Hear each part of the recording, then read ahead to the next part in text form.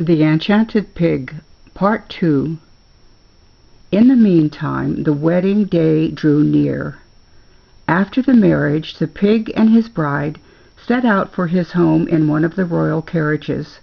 On the way, they passed a great bog, and the pig ordered the carriage to stop, and got out, and rolled about in the mire till he was covered with mud from head to foot.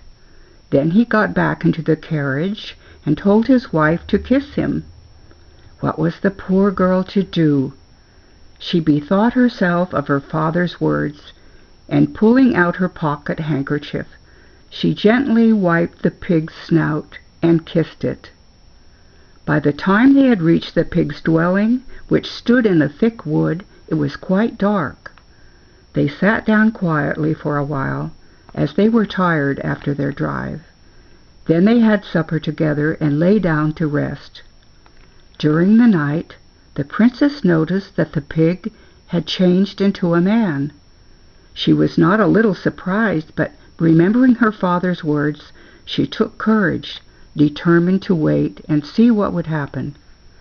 And now she noticed that every night the pig became a man, and every morning he was changed into a pig before she awoke. This happened several nights running, and the princess could not understand it at all. Clearly her husband must be bewitched. In time she grew quite fond of him. He was so kind and gentle. One day, as she was sitting alone, she saw an old witch go past. She felt quite excited, as it was so long since she had seen a human being, and she called out to the old woman to come and talk to her. Among other things, the witch told her that she understood all magic arts, and that she could foretell the future and knew the healing powers of herbs and plants. "I shall be grateful to you all my life, old dame," said the princess, "if you will tell me what is the matter with my husband. Why is he a pig by day and a human being by night?" "I was just going to tell you that very thing, my dear, to show you what a good fortune-teller I am.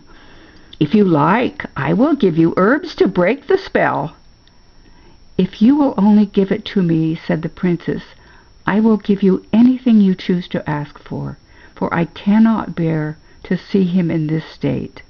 "Here then, my dear child," said the witch, "take this thread, but do not let him know about it, for if he did, it would lose its healing power.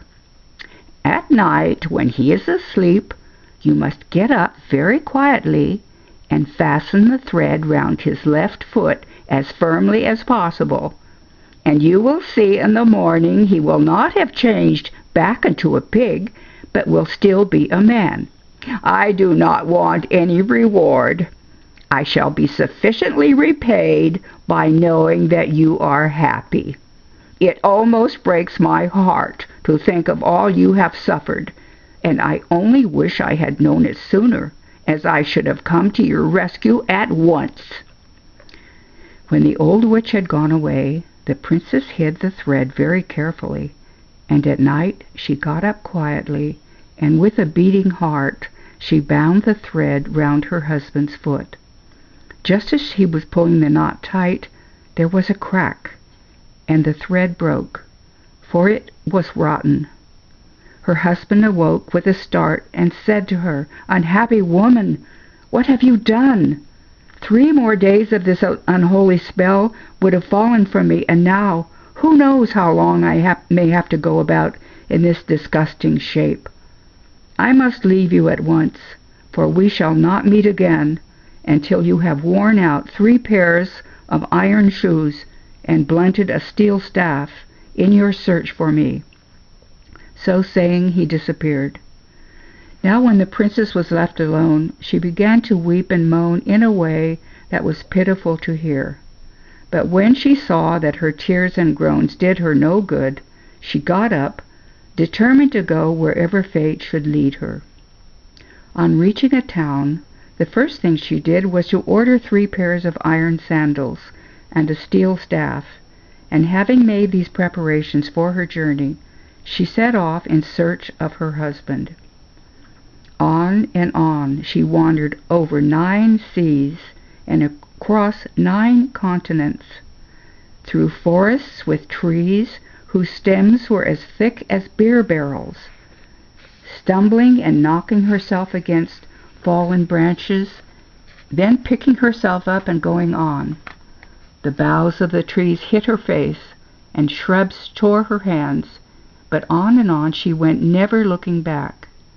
At last, wearied with her long journey and worn out and overcome with sorrow, but still with hope in her heart, she reached a house. Now, who do you think lived there? The moon. The princess knocked at the door and begged to be let in that she might rest a little. The mother of the moon, when she saw her and sad plight, felt a great pity for her, and took her in and nursed and tended her. And while she was here, the princess had a little baby. One day the mother of the moon asked her, "How was it possible for you, a mortal, to come hither to the house of the moon?" Then the poor princess told her all that had happened to her, and added, "I shall always be thankful to heaven for leading me hither, and grateful to you that you took pity on me and my baby, and did not leave us to die. Now I beg one last favor of you. Can your daughter, the moon, tell me where my husband is?" "She cannot tell you this, my child," replied the goddess, "but if you will travel towards the east until you reach the dwelling of the sun, he may be able to tell you something." Then she gave the princess a roast chicken to eat, and warned her to be very careful not to lose any of the bones, because they might be of great use to her. When the princess had thanked her once more for her hospitality and her good advice, and had thrown away 1 pair of shoes that were worn out, and had put on a 2nd pair, she tied the chicken bones in a bundle, and taking her baby in her arms, and her staff in her hand, she set out once more on her wanderings. On and on and on she went across bare, sandy deserts, where the roads were so heavy that for every 2 steps that she took forward, she fell back 1. But she struggled on till she had passed these dreary plains. Next she crossed high rocky mountains, jumping from crag to crag, and from peak to peak. Sometimes she would rest a little on a mountain, and then start afresh, always farther and farther along. She had to cross swamps, and to scale mountain peaks covered with flints, so that her feet and knees and elbows were all torn and bleeding, and sometimes she came to a precipice upon which she could not jump, and she had to crawl round on hands and knees, helping herself along with her staff. At length, weary to death, she reached the palace in which the sun lived. She knocked and begged for admission. The mother of the sun opened the door, and was astonished at beholding a mortal from the distant earthly shores, and wept with pity when she heard all that she had suffered. Then, having promised to ask her son about the princess's husband, she hid her in the cellar, so that the sun might not notice her being there on his return home, for he was always in a bad temper when he came in at night. The next day the princess feared that things would not go well with her, for the sun had noticed that someone from the other world had been in the palace. But his mother had soothed him with soft words, assuring him that this was not so. So the princess took heart when she saw how kindly she was treated, and asked, "But how is it in the world possible for the sun to be so angry? He is so beautiful and so good to mortals." "This is how it happens," replied the sun's mother. "In the morning, when he stands at the gates of paradise, he is happy and smiles on all the world. But during the day he gets cross because he sees all the evil deeds of men, and that is why his heat becomes so scorching. But in the evening he is both sad and angry, for he stands at the gates of death, and that is his usual course. From there he comes back here."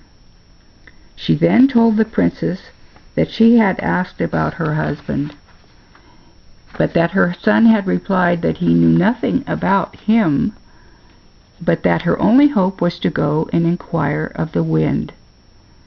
Before the Princess left, the mother of the son gave her a roast chicken to eat, and advised her to take great care of the bones, which she did, wrapping them up in a bundle.